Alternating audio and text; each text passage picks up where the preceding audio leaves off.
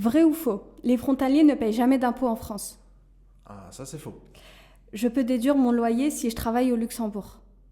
Le faux, pas le loyer. Se marier permet de payer moins d'impôts au Luxembourg. En vrai, en général. Travailler en télétravail plus de 34 jours depuis la France me fait perdre ma fiscalité luxembourgeoise. Vrai, en général. J'ai le droit de déduire les intérêts d'un crédit immobilier en France. Oui, tout à fait. Vrai. Je dois obligatoirement faire une déclaration d'impôt au Luxembourg, même en tant que salarié. Faux, c'est pas obligatoire. Le fisc français peut accéder à mes revenus au Luxembourg. Faux, pas pour le moment. Les allocations familiales luxembourgeoises sont accessibles aux frontaliers. Vrai. C'est un gros avantage. Je peux me mettre en classe d'impôt 2 sans être marié. Faux, malheureusement. Je peux déclarer mes frais kilométriques même si je suis en train. Faux. Le Luxembourg est un paradis fiscal. Vu le montant d'impôt payé, je dirais non. Le fisc luxembourgeois ne contrôle jamais les frontaliers. Ça, c'est complètement faux. Bienvenue Mathieu. Ici, je vais te poser quelques questions sur la fiscalité luxembourgeoise et française, puisque beaucoup de frontaliers se posent la question de comment déclarer, est-ce que ça c'est déductible, etc. Enfin, il y a plein de questions auxquelles les personnes ont du mal à connaître la réponse. C'est vrai que les déclarations fiscales, c'est toujours un peu compliqué. Et c'est de plus en plus compliqué. Exactement. Donc, on va rentrer vraiment dans le vif du sujet. Ouais. Et du coup, ma première question, c'est est-ce que certains frontaliers perdent de l'argent simplement par manque de connaissance de règles fiscales? C'est vrai que maintenant, entre collègues, on en discute de plus en plus, mais c'est vrai qu'il y a beaucoup de gens encore qui ont un manque de connaissances. C'est vrai qu'il y a pas mal de solutions qui permettent de récupérer de l'impôt. Donc l'objectif, c'est toujours de faire un petit point sur sa situation pour voir un peu comment l'améliorer et comment récupérer un petit peu plus d'impôts. J'ai souvent des cas dans mon métier où les gens ne font pas la déclaration, souvent par un peu fainéantise et par manque de connaissances. Donc déjà avec ce genre de procédé, ils peuvent récupérer un petit peu d'impôts, parce qu'on sait qu'au Luxembourg, par exemple en classe 1, donc en célibataire, c'est là où on paye le plus d'impôts. Donc il y a toujours vraiment moyen de récupérer un peu d'impôts, quoi. J'avoue que c'était mon cas par fainéantise quand je suis arrivée au Luxembourg. Donc pour info, je suis arrivée au Luxembourg il y a 5 ans, presque 5 ans au mois de novembre. Et quand j'étais célibataire, j'étais pas mariée, je ne déclarais rien du tout, je laissais comme ça, quoi. Et j'avoue que c'est plus par fainéantise. Après, il faut savoir que quand on est célibataire, la déclaration, elle n'est pas obligatoire. Donc, moi, ce que je conseille généralement à mes clients, c'est si vraiment il n'y a aucune charge à déduire, il n'y a aucun intérêt de faire la déclaration. Mais c'est possible qu'il n'y ait aucune charge à déduire? Il y a toujours quelque chose à déduire? Oui, mais un célibataire qui a juste un loyer, qui n'a pas de crédit, qui n'a pas d'enfant, moi, généralement, je lui conseille de ne pas faire la déclaration. Parce que du coup, il va rien récupérer, ou s'il récupère, ça va être une cinquantaine ou une centaine d'euros. Oui, donc ça n'a pas grand intérêt, surtout quand généralement il ne le fait pas lui-même, il va payer une prestation pour ça et ça va revenir à zéro. Généralement, moi, ce que je conseille, c'est une fois qu'on a fait son premier achat immobilier, souvent dans la vie, quand on achète son premier appartement, à partir de ce moment-là, avec les intérêts, on peut commencer à faire la déclaration et là, ça devient intéressant de le récupérer. Et si par exemple un célibataire qui souhaite avoir un PEL, plan d'épargne logement, des choses comme ça, assurance vie... Ça va être intéressant s'il commence à verser des montants assez importants. Okay.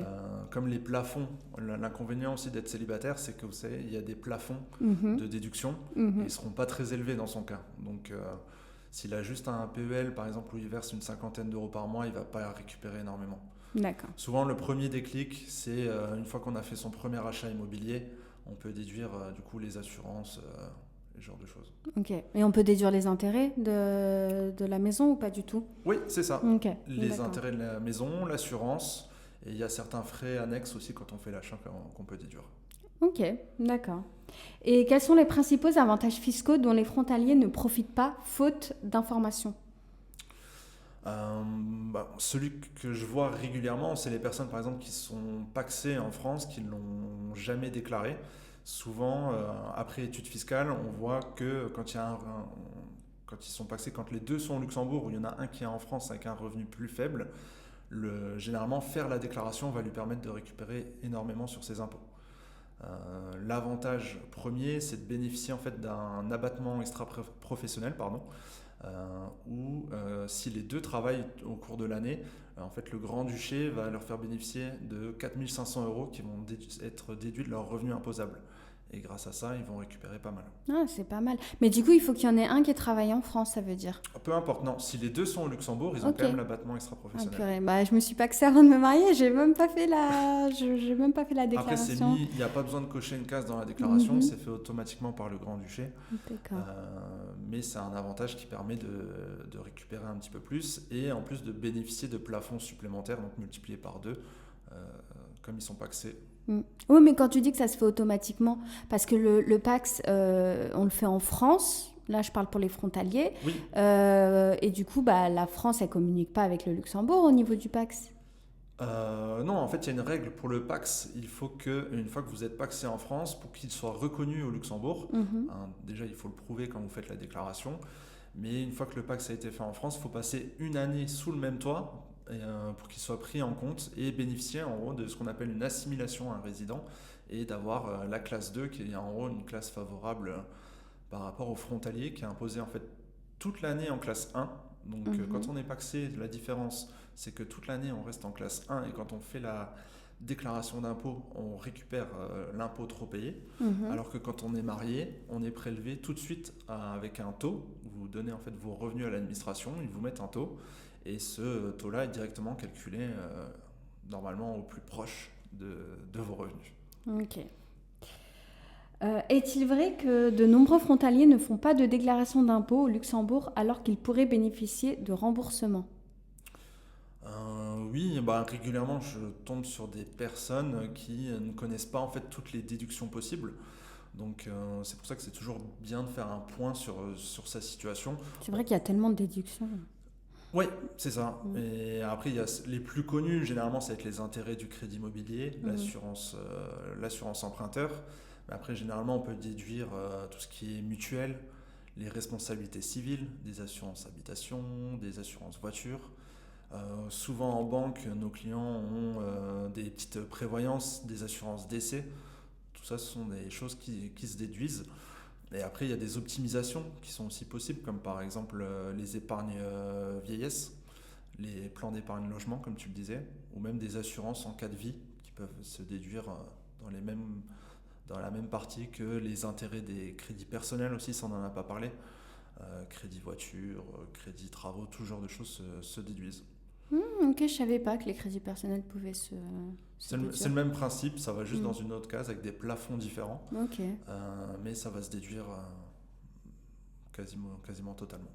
D'accord, ok. En fait, c'est vrai que moi, quand je suis arrivée au Luxembourg, vu que je suis pas de la région, je savais pas du tout qu'il y avait des personnes comme toi, des fiscalistes, Ouais. vraiment dédiées à ça pour faire ta déclaration, etc. Donc du coup, moi, d'office, quand j'ai appris que la déclaration n'était pas obligatoire quand on est célibataire, je l'ai pas faite. Je me suis dit, voilà.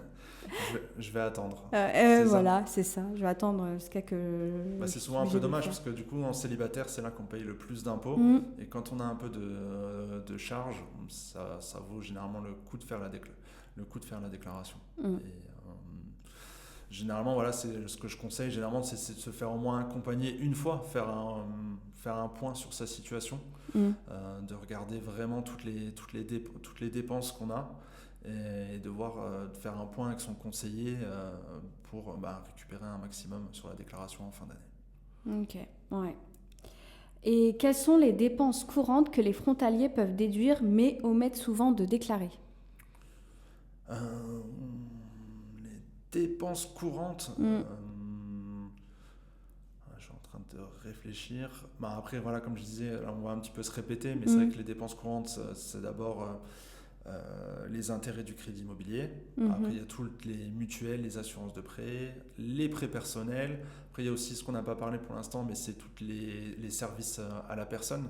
Pour tous mes clients qui ont des enfants, surtout en bas âge, il y a les frais de garde. on sait généralement que c'est des montants qui sont assez importants.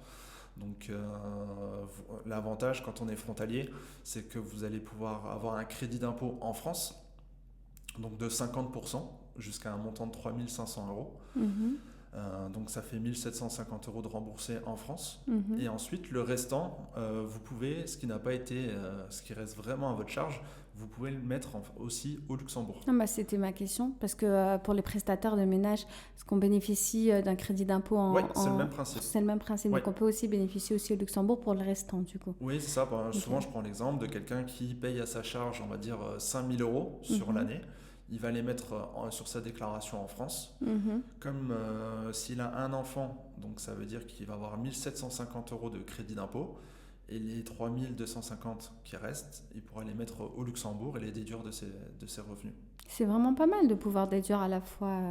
Ça, c'est le gros avantage pour les frontaliers, que ce soit pour les enfants ou généralement l'autre charge qu'on voit régulièrement, c'est les frais de ménage. D'accord. Et les dépenses effectuées en France, comme les primes d'assurance ou les frais de garde d'enfants, sont-elles déductibles dans la déclaration luxembourgeoise? Donc ça... Je t'ai devancé voilà, dans la tu m'as question. devancé.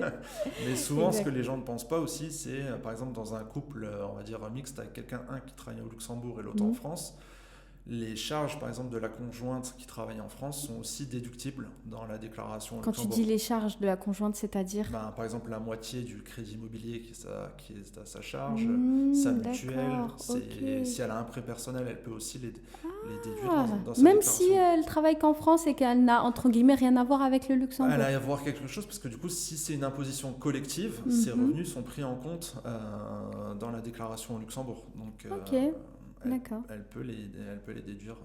Et ça, c'est bien, ça. Même ce qui peut être bien aussi, c'est en cas d'optimisation. Elle peut aussi, par exemple, mettre des épargnes à son nom qui vont être déductibles sur les revenus luxembourgeois. Et comme en général, on paye plus d'impôts au Luxembourg qu'en France, c'est plus intéressant de fonctionner de cette manière que de mettre, par exemple, des choses pour déduire en France. Ouais. C'est intéressant, je ne savais pas du tout. Et quels sont les plafonds de déduction pour des dépenses telles que les intérêts d'emprunt ou les cotisations de prévoyance vieillesse? Pour les intérêts d'emprunt, je pense que les frontaliers l'ont remarqué depuis le début de l'année. En fait, il y a un nouveau seuil qui a été mis en place. Donc, quand votre maison est disponible en fait, depuis on va dire le 1er janvier 2023, maintenant il y a une déduction intégrale des intérêts. Donc ça, c'est vraiment très avantageux. C'est quand même une bonne solution qu'ils ont mis en place, parce que maintenant, quand on voit les taux d'emprunt ont vraiment grimpé ces derniers mois, je le vois beaucoup sur des clients qui ont acheté des maisons près de la frontière. Maintenant, ils ont 15 000 euros d'intérêt sur l'année. Avant, c'était limité à 3 000 euros par part. Maintenant, ils peuvent tout mettre. D'accord. Et ça, c'est peu importe que ce soit taux variable ou taux fixe? Oui, ça change rien. Ça change rien? D'accord, ok. Après, souvent, en France, c'est des taux fixes. C'est un peu la chance qu'on a en France. Donc, et au Luxembourg, il y a des deux. Mais peu importe que ça soit en France ou au Luxembourg, ça se déduit des... Ok, d'accord. Ouais, je demande parce que c'est vrai que la plupart des personnes, des frontaliers, ils font leur crédit en France. Moi, pour ma résidence principale, je l'ai faite au Luxembourg. Parce que vu que je travaille à la banque, je l'ai faite avec ma banque. Et d'office, on m'a proposé un taux variable. Il y a aussi des gens qui déduisent leurs intérêts via leur entreprise, via la bonification d'intérêts. Et quand ils n'ont pas tout déduit, parce qu'on ne peut pas le faire deux fois, hein, évidemment. C'est dommage. Du coup, la deuxième partie, enfin ce qui reste, ils peuvent le déduire via leur déclaration. C'est pour la prévoyance vieillesse que tu m'avais demandé. Le plafond, c'est assez simple, c'est 3 200 euros par contribuable. Ok. Donc c'est le montant qu'ils peuvent déduire à l'année, et ce montant-là va être déduit du revenu imposable. Donc on ne peut pas le mettre au nom des enfants, c'est juste au nom des parents ou comme on dit, vraiment des contribuables fiscaux. C'est vrai qu'il y a un minimum forfaitaire de 480 euros pour les dépenses spéciales. Est-il automatique ou faut-il en faire la demande? Oui, il y a généralement, il se met automatiquement. Il n'y a pas besoin de cocher. D'accord, ok. Après, le mieux, c'est de le mettre, mais l'administration fiscale, généralement, ils sont de bonne foi. Si jamais vous avez oublié, souvent, ce que je vois aussi, c'est des personnes quand je vérifie des déclarations de personnes qui la font tout seules, ils oublient des choses. on va dire que les personnes sont bien intentionnées, ils font ce genre de dépenses, ce forfait, ils le mettent automatiquement. Et c'est quoi les dépenses spéciales du coup? Un exemple de dépenses spéciales? Ben, quand tu parles les dépenses spéciales, c'est tout ce que je parlais avant. Ok, c'est ça. Ok, d'accord. C'est les assurances de prêt, les intérêts des crédits. Ok, les d'accord, parce que épargnes. j'avais pas compris. Moi, je pensais que les dépenses spéciales, il y avait d'autres dépenses en fait spéciales qu'on pouvait mettre en. Non, non. Ok. Après, un peu à ce que tu penses, c'est plus tout ce qui est charges extraordinaires. Mhm.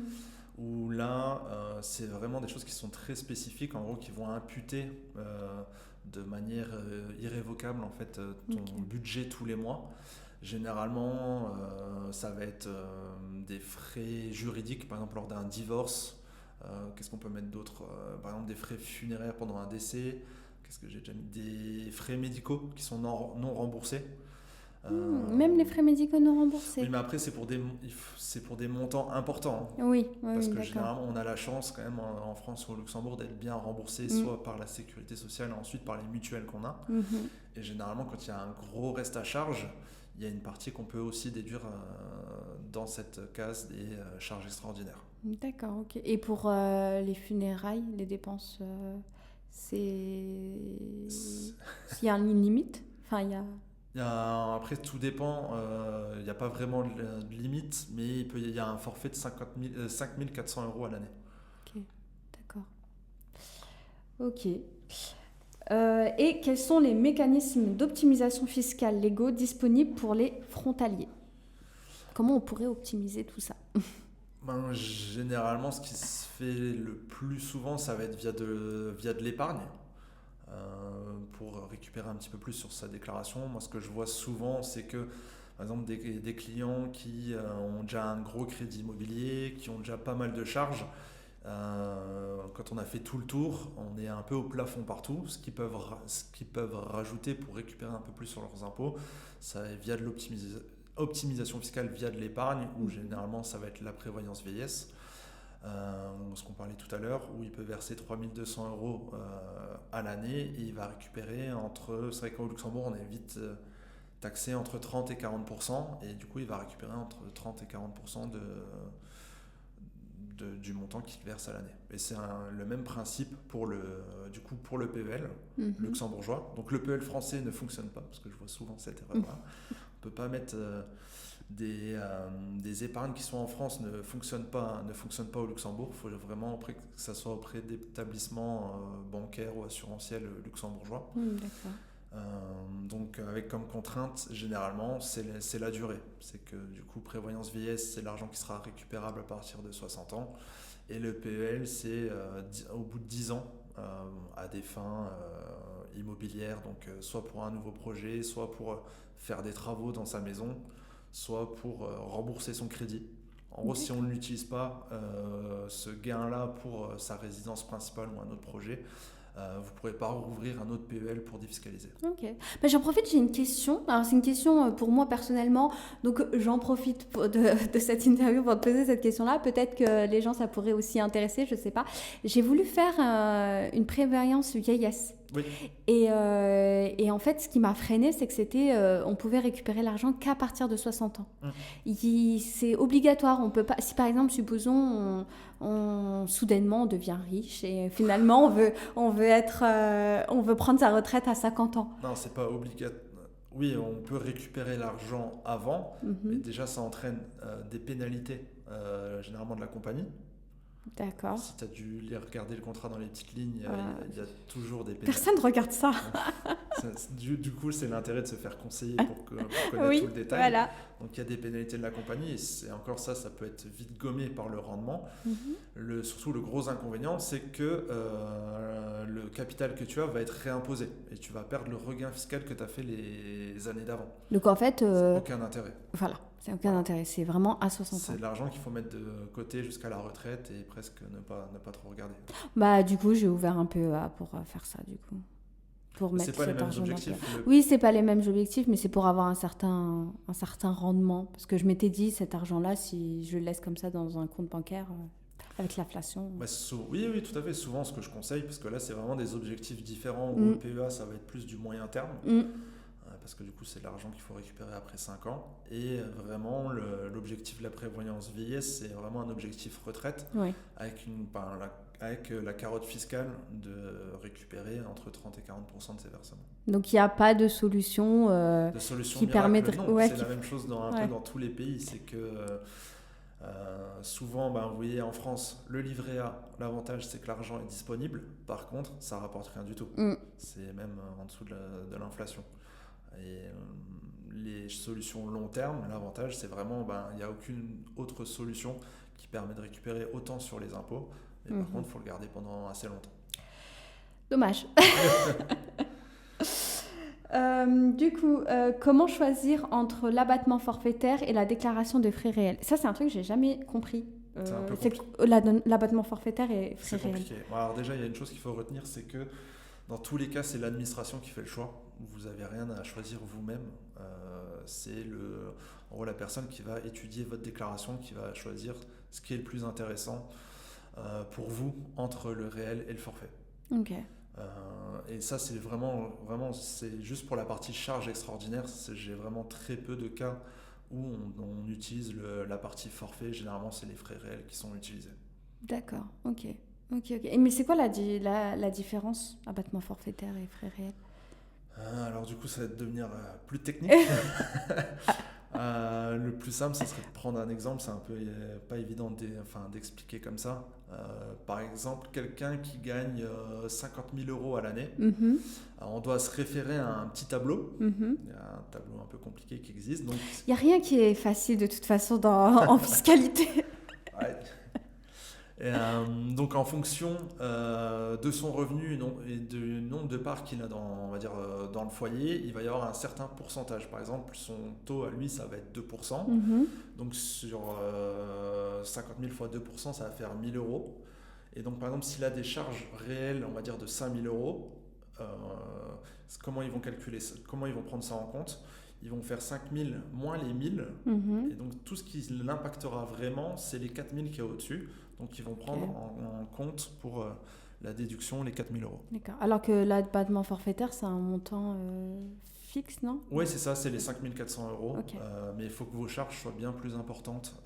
Et en fait, il y a certains seuils à respecter. Je pense que je vais embrouiller tout le monde. Oui, non, mais c'était juste pour avoir une... Mais ce qu'il faut retenir, c'est que si vous avez des dépenses qui peuvent aller dans la partie charge extraordinaire, mettez-les et l'administration fera le choix, fera les calculs à votre place. J'espère qu'elle a fait le bon choix. Oui, généralement, ils ne se trompent pas trop. Ils sont carrés. Ok, ça va alors. Et quelles sont les erreurs courantes à éviter lors de la déclaration fiscale en tant que frontalier? Les erreurs courantes, généralement, c'est un peu les personnes qui la remplissent d'eux-mêmes en le mettant pas dans les bonnes cases. Donc c'est vrai, c'est peut-être bien de se faire accompagner 1 ou 2 fois avant de la faire tout seul. Je sais qu'il y a des gens qui sont là depuis, des clients qui sont au Luxembourg depuis une vingtaine d'années, qui se débrouillent très bien tout seuls. Mais c'est vrai que les premières années, c'est quand même un petit peu compliqué. Donc le fait de mettre dans une mauvaise case ou pas déduire les bonnes choses, ça peut entraîner un contrôle fiscal ou ne pas gagner d'argent, ne pas avoir de regain fiscal. Et si jamais on fait quelque chose à notre avantage, alors que finalement c'était juste une erreur et qu'on a un contrôle fiscal, on risque quelque chose. Après, ça sera corrigé. Ouais, d'accord, ça sera ok. Et quels conseils tu donnerais pour maximiser les déductions fiscales disponibles? Pour maximiser les déductions fiscales disponibles, j'ai un trou pour cette question. Parce que du coup, ça se répète un peu à chaque fois. J'ai peur de dire toujours la même chose. Ouais, non, mais c'est pas grave. Ouais. Parce que du coup, pour maximiser les déductions, le mieux, c'est de faire appel à quelqu'un comme moi, de faire un bilan de sa situation. Où là, généralement. Oui, parce que chaque personne est une situation. Moi, ce qui me dérange le plus à chaque fois, c'est ce que je dis, c'est les discussions de la machine à café entre collègues, où certains se disent moi je gagne la même chose que toi mais je paye plus d'impôts. En fait, personne n'a la même situation. sa conjointe peut avoir un travail en France, l'autre travaille au Luxembourg, il y a des enfants, il y a des crédits immobiliers, il y a plein de choses qui rentrent en compte. Donc le mieux, c'est de se poser autour d'une table, de faire un listing des revenus et des dépenses, de faire les simulations et de voir quelle est la classe la plus intéressante, de voir quel est son taux, de voir tout ce qu'on peut récupérer et ensuite en fonction de son budget, voir comment on peut optimiser au mieux sa situation. Mais c'est vrai qu'il y a beaucoup de gens qui écoutent ce que disent le collègue et ça, malheureusement... Et après, ils reviennent vers toi et disent mais pourquoi je paye tant alors que l'autre Voilà. personne... Voilà, c'est ça. Ouais. Ou souvent, là, le problème que j'ai régulièrement en ce moment, c'est avec les personnes qui sont mariées. Comme j'expliquais au début, ils ont un taux en fonction de leurs revenus. Le souci, c'est que les gens, souvent, ils attendent la fin d'année pour faire la déclaration. Donc le taux, il est jamais juste parce qu'au Luxembourg, en fait, il y a des index. Souvent, il y a des promotions, des augmentations. Donc les gens gagnent un petit peu plus. Et il y a un décalage qui s'entraîne entre le taux qui est mis en place sur leur fiche de paye et ce qu'ils gagnent réellement. Donc avant, les personnes mariées récupéraient énormément en faisant la déclaration. Maintenant, ils doivent en redonner parce que leurs revenus ont augmenté et leur taux est resté au même montant. C'est pour ça que moi j'ai choisi un taux élevé, exprès pour prendre en compte en fait tout ce qui est index et tout ce qui est éventuelle augmentation. Mais bon, du coup là je sais pas si c'était une bonne idée de faire ça parce que le temps que l'impôt, le gouvernement, enfin l'État nous rembourse. Ça met du temps quoi. Oui, après c'est juste ça, on va dire c'est juste un décalage de trésorerie. Oui. C'est vrai que le système le mieux fait pour moi, c'est pour le Pacs parce que du coup les personnes qui sont pacsées, ils sont imposés, par exemple dans un couple mixte, un en France et un au Luxembourg. La personne au Luxembourg va être imposée toute l'année en classe 1, donc là au maximum de l'impôt possible, on va dire au Luxembourg. Et quand il va faire sa déclaration, il va rajouter les revenus de sa conjointe, il va dire qu'il est pacsé, donc il va avoir une imposition collective, et là ils vont récupérer pas mal. Donc au moins il n'a pas le stress tous les ans de se dire je vais peut-être repayer quelque chose en faisant ma déclaration. Là tous les ans il va récupérer de l'argent et ça peut financer d'autres projets, des vacances. Ça c'est bien, ouais, c'est toujours une petite... C'est pour ça que j'ai fait un taux élevé, comme ça je me dis j'ai ça en plus, mais bon. Après le taux élevé, normalement ils ont dû te demander tes revenus et tu peux pas, par exemple si tu as un taux d'imposition à 10%, tu peux pas le mettre à 20%. Non, c'était pas le cas, mais c'est pas moi qui ai fait ma déclaration, mais la personne a mis je crois 3-4% un peu plus élevé que ce que je devrais normalement avoir quoi. Donc après voilà, c'est plus sécurisant on va dire. Ouais, c'est ça. Mais il faut être patient. Faut être patient du coup. C'est aussi pour ça que s'entraîne le décalage pour les personnes mariées. C'est que la première faute, c'est que souvent les gens ils attendent fin d'année pour faire la déclaration alors qu'ils peuvent la faire plus tôt. Et ensuite, il y a aussi l'administration il y a des personnes chanceuses, ça met 2-3 mois, mais il y en a d'autres, ça met 1 an ou 2 ans. Donc ça entraîne un décalage avant que parce que normalement, ce qui doit se passer, c'est qu'une fois que vous faites votre déclaration, le taux est remis à jour par l'administration. Et là, ça entraîne un décalage presque des fois de 2-3 ans. Donc des fois, les régules peuvent être très importants en fonction des cas. C'est vrai que moi aussi, j'ai attendu la dernière minute pour la faire parce que c'est pas quelque chose que j'aime faire. Après, comme beaucoup de gens, c'est rarement une passion de faire ses impôts. Ouais, c'est sûr. Et même les gens là qui me suivent sur Insta et sur Discord, etc., ils commencent là à me demander est-ce que tu connais un fiscaliste, etc. Parce que là, ils commencent à se dire c'est de plus en plus compliqué. Puis moi, je le remarque souvent, les gens sont vraiment de bonne foi. Et veulent vraiment pas faire d'erreur dans leur déclaration. Puis là, on intervient souvent de plus en plus. C'est vrai qu'au Luxembourg, les journées sont assez longues, donc avec les trajets, comme tu connais bien, les trajets sont longs, plus les 40 heures. Donc souvent, en fait, moi j'ai pas mal de clients qui nous délèguent leur déclaration, pas parce qu'ils savent pas la faire, mais parce qu'ils ont pas le temps et ça leur libère l'esprit. Ouais, exactement, c'est ça. C'est exactement ça.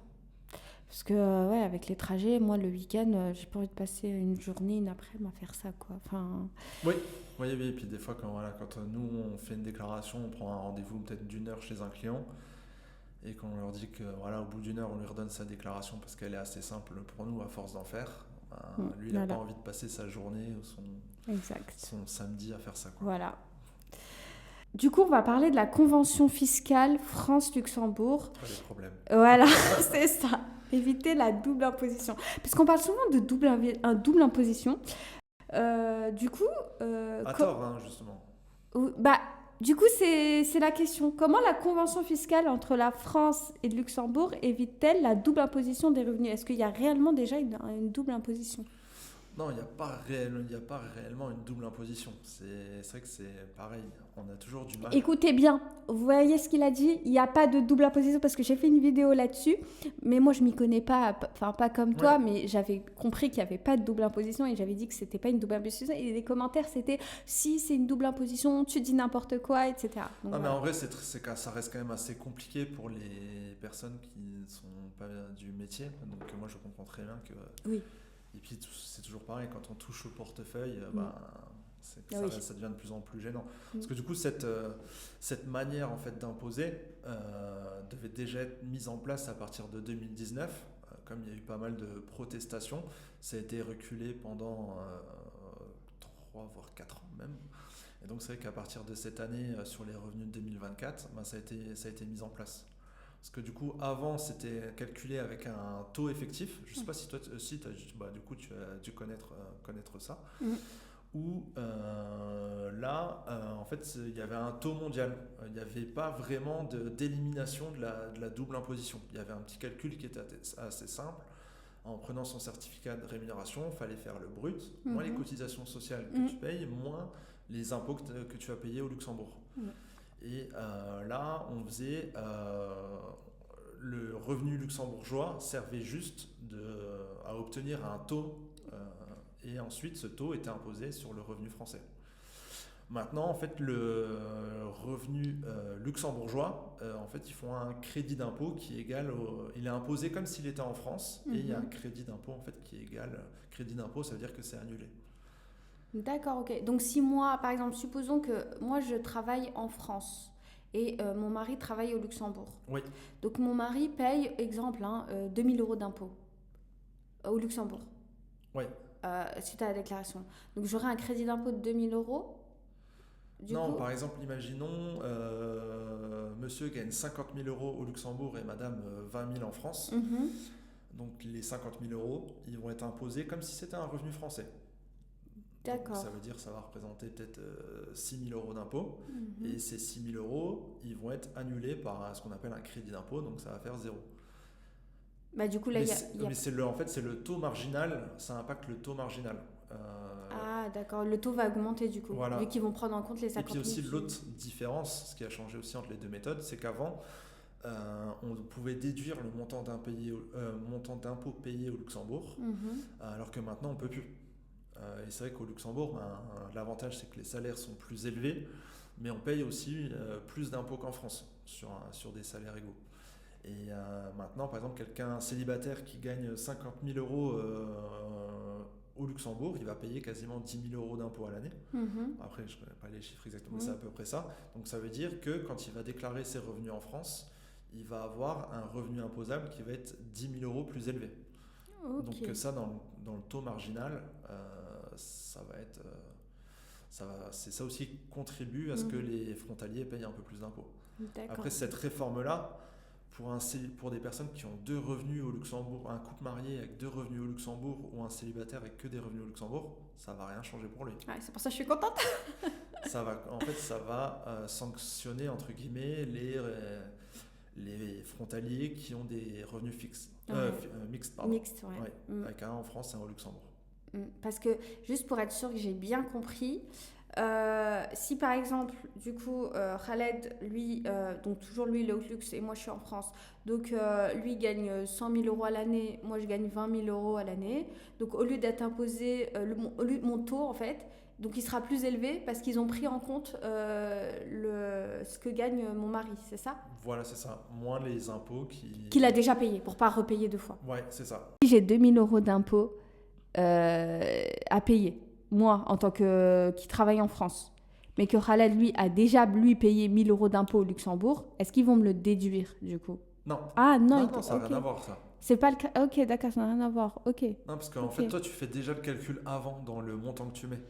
Parce D'accord, qu'il regarde, ok. il gagne 100 000, ça veut dire qu'il va payer quoi 20 000 10-15 000 de cotisation. Mhm, Et après, il va payer peut-être 20 000 euros d'impôts au mhm, Luxembourg. mhm. Donc en gros, toi, le calcul pour déclarer les revenus, c'est 100 000 moins les 15 000. Ah, ça a été déduit déjà avant, Donc en fait, toi, d'accord. quand tu écris sur impôts.gouv, normalement, tu notes les 85 000.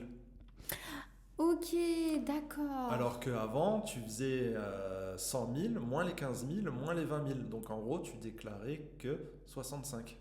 Et en fait, Ok. quand ils font le calcul, du coup, après, comment ça fonctionne, les 85 000, ils vont les imposer comme si c'était un revenu français. Mhm, Donc ça veut dire qu'il va payer peut-être 15 000 euros d'impôt. mhm. Et quand on dit crédit d'impôt, ça veut dire que, on va dire, tu vas avoir un crédit d'impôt de 15 000, donc 15 000 moins 15 000, tu seras à zéro. Ok, d'accord, ok. Ok, ok. Mais Mais voilà, ça, comme ouais. je disais, c'est les couples frontaliers avec un Mm. revenu en France ou des pensions ou des revenus immobiliers qui sont le plus impactés là-dessus, quoi. Malheureusement, mais Mais c'est bon. un sujet qui est pas évident et puis Ah oui, même, ah oui. même en essayant de l'expliquer, il y en a plein qui disent toujours c'est de la double imposition. Donc à la fin, Tu dis oui. ouais, Ok, ouais, voilà, ok. c'est ça.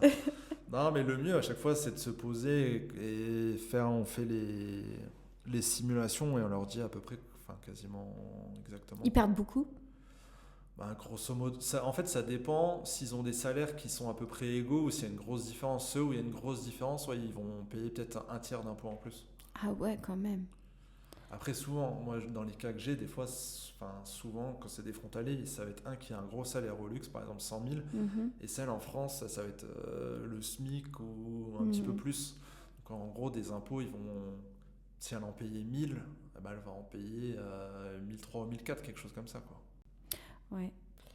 Et quelles sont les principales modifications apportées par la nouvelle convention fiscale entrée en vigueur en 2025? C'est uniquement cette double imposition, entre guillemets, ou il y a eu d'autres choses?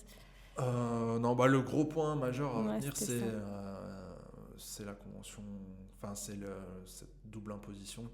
qui change. Bah, on le voit vraiment en ce moment, si on regarde un petit peu les infos, les caisses de la France. J'évite de regarder. Ouais, c'est vrai que c'est un peu anxiogène, mais c'est vrai que les caisses de la France sont assez vides. Mm. Donc c'est pour moi aussi, c'est pour ça qu'ils ne sont pas revenus encore une année de plus sur l'ancienne méthode, parce que du coup ils ont besoin de récupérer un petit peu plus, et on sait que les frontaliers, ben, par rapport au reste de la France, c'est considéré comme des personnes riches, je crois, Mm. donc Mm.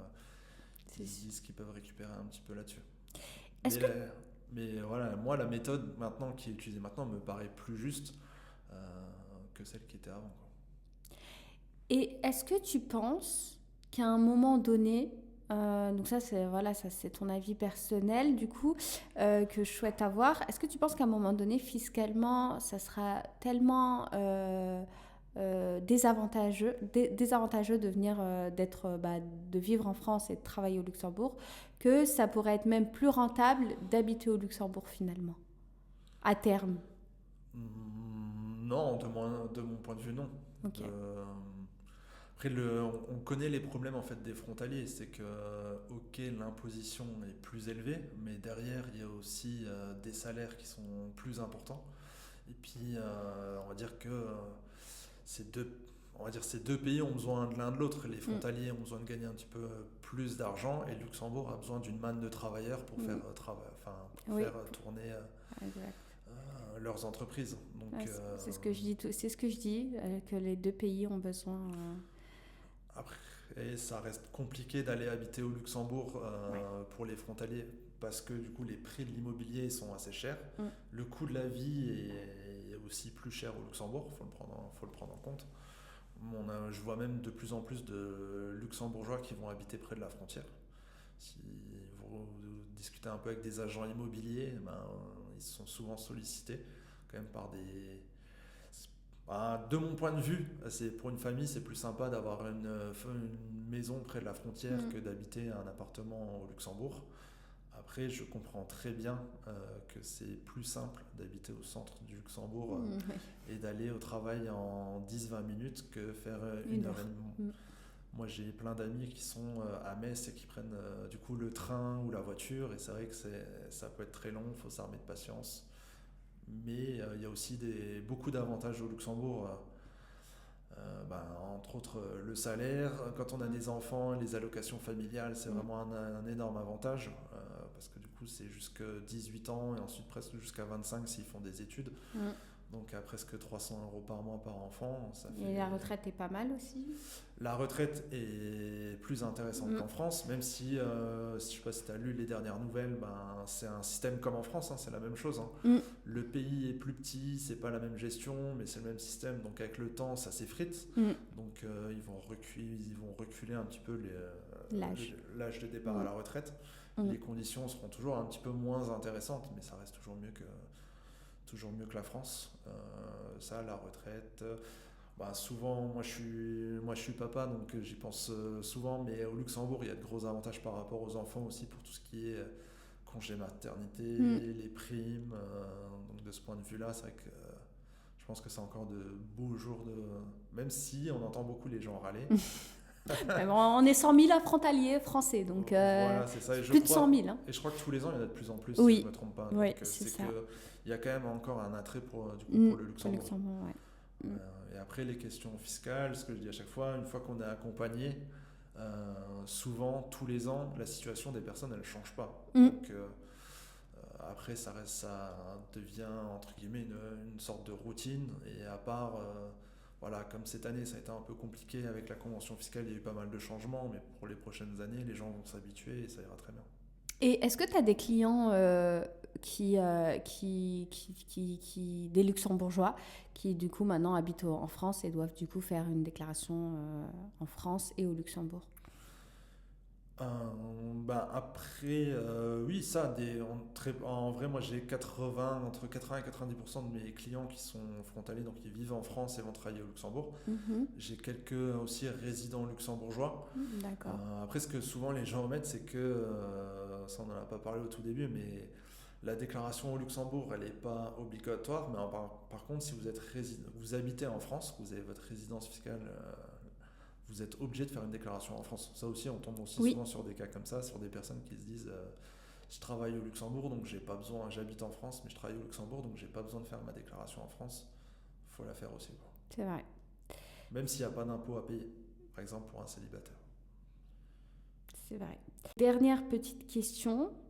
Est-ce qu'il existe du coup des services ou des professionnels spécialisés pour accompagner les frontaliers dans leur déclaration fiscale? Je suppose que oui. Oui, évidemment, il y a des cabinets comme le nôtre. Du coup, moi, je travaille avec mon associé, Vincent Tonizo. Donc là, ça fait 3 ans qu'on a ouvert notre cabinet. Où là, généralement, on travaille beaucoup au bouche à oreille. On est un petit peu aussi sur les réseaux sociaux. Et on se développe énormément comme ça. Nous, on s'est beaucoup développé en 2018, quand il y a eu la première réforme fiscale, où là, avant, c'était vraiment très avantageux. Les personnes, par exemple, mariées, avec des couples mixtes, ils étaient imposés que sur leurs revenus luxembourgeois. Donc ça, c'était vraiment pas mal. Et du coup, à force, on s'est développé énormément comme ça. Et la plupart des cabinets, ici en France, ils vont faire que des indépendants en France, et parler de la fiscalité française et pas celle du Luxembourg, et inversement. Nous, l'avantage, c'est qu'on a la double casquette, où on peut faire des simulations en France ou au Luxembourg et les aiguiller en fait des deux côtés. Donc généralement, nous, l'avantage, c'est qu'on se déplace au domicile de nos clients. Comme je parlais que les frontaliers ont des horaires assez compliqués, nous on a ce petit plus, on peut se déplacer, on fait un point sur leur situation, où généralement on se présente, on fait un bilan de leurs revenus, de leurs charges, vraiment un bilan patrimonial, et ensuite on voit comment on peut les aider, que ça soit d'un point de vue fiscal, d'un point de vue investissement, d'un point de vue on travaille sur pas mal de domaines, que ce soit la retraite, la succession, l'immobilier. On peut les aider sur pas mal de points avec des partenaires qui sont en France et au Luxembourg.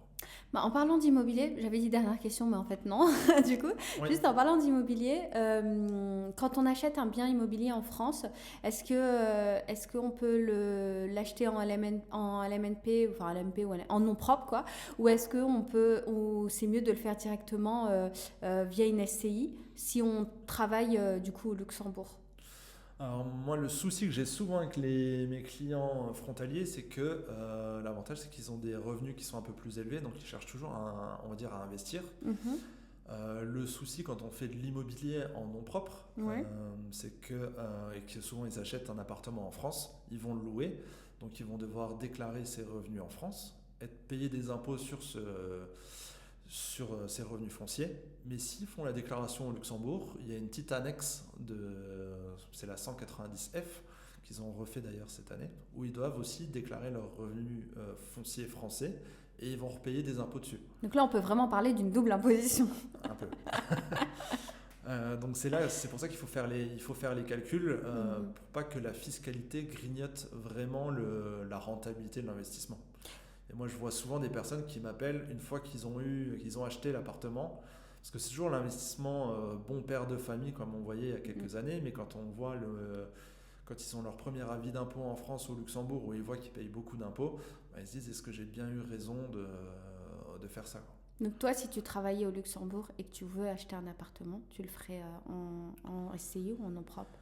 Il y a plusieurs solutions. Après, ce qui peut être possible de faire, c'est de faire par exemple du déficit foncier, où là, c'est, pour faire très simple, c'est acheter un appartement avec pas mal de travaux, et pendant plusieurs années, on peut déduire... C'est ce que j'ai fait. Voilà. Le problème, moi, de mes clients, c'est comme je dis souvent, ils n'ont pas le temps. Donc, où tu as eu sûrement beaucoup de volonté à passer tes week-ends dedans, mais c'est pas fait pour tout le monde. Donc l'avantage du déficit foncier, voilà, c'est qu'avec les factures, tu vas déduire pendant plusieurs années. Donc tu vas avoir toujours un bénéfice à zéro de chaque côté. Ou alors après, voilà, pour des clients qui ont quand même plusieurs appartements, moi je conseille, pas pour un appartement, ça ne sert pas à grand chose, mais pour plusieurs, c'est de faire une SCI. Et là, il y a plusieurs types de SCI. Il y a une SCI à l'impôt sur le revenu, donc là, ça ne va rien changer au final. Mais c'est possible de faire à l'impôt sur les sociétés, où là, on va dire, vous allez devenir une personne morale, et ça sera vraiment l'impôt sur les sociétés qui sera pris en compte. Donc, il n'y aura pas besoin de le déclarer dans la déclaration des particuliers. D'accord. Voilà.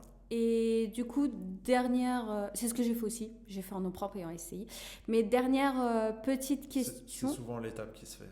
Ouais, on commence comme ça et puis voilà, après... après on se dit, maintenant... Voilà, Faut quand pas on s'en veut enchaîner, sortir. voilà, mais ce que je dis, c'est voilà, le premier appartement, c'est bien on va dire à la limite de le faire en nom propre. Et après, on peut l'avantage du Luxembourg, c'est aussi qu'on peut déduire pas mal de charges. On peut quasiment tout déduire, les intérêts, s'il est en gestion, on peut déduire l'agence qui le gère. S'il y a des petits travaux, on peut les faire, les syndics. Vraiment, tout ce qui passe par la tête, on peut le déduire quasiment de ce côté-là. Ouais, ça c'est vrai que c'est... Parce qu'on est imposé pas sur les loyers qui rentrent sur ton compte en banque, mais vraiment sur, une fois toutes les charges déduites, le bénéfice qui reste à la fin. Donc, au début, quand tu l'as pas encore amorti, c'est... Oui, et en plus, voilà, tu as bien raison. Au Luxembourg, on peut amortir aussi le bien. Ça permet de gratter un petit peu encore, un peu plus. Et du coup, ma petite dernière question, comment on peut te contacter si on a besoin de faire une déclaration fiscale ?